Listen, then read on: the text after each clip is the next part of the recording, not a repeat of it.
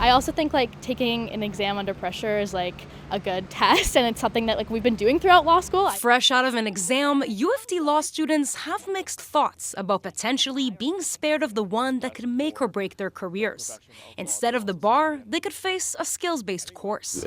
Law school is a measure of your competence, not a standardized test at the end. So. The argument that I do find, on the other hand, of keeping the exam is just the rigor of it. As the Law Society considers whether or not to scrap it, questions swirl over the impact on the profession, including from Ontario's Attorney General Doug Downey, who wrote on X it could water down standards.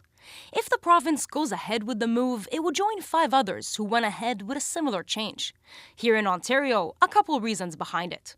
A September report from the Law Society mentioned concerns the bar doesn't assess what lawyers need to know in the real world, is too stressful, and that the open book nature of it turned it into an exercise in indexing.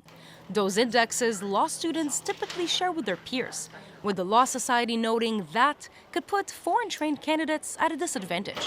I have mixed feelings about it. There, the Dean of Osgoode Hall Law School hopes the decision to scrap the bar is based on evidence. I think we need to have a really careful look at the problem.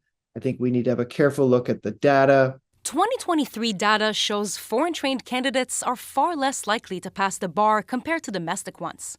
They're also behind roughly a third of the most serious complaints the Law Society gets, despite them only making up 17% of lawyers in private practice. We need to make sure that those who are trained outside of our Ontario law schools and Canadian law schools actually do have that adequate knowledge. And I think that's a question mark right now for the Law Society. Another question mark is what it could mean for some students' career path.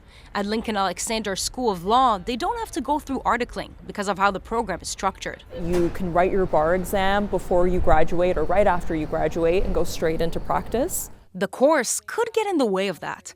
The one most provinces went ahead with is 9 months long, or 11 weeks in an accelerated format. It is sort of a drawback to think that I'm going to be pushed into another 9 months of school after I graduate to do something that I already was ready to do. The Law Society says they're still figuring out how the course could be structured in Ontario, but whatever they land on, we'll have a final test with scenario-based assignments to make sure candidates are competent enough to enter the profession.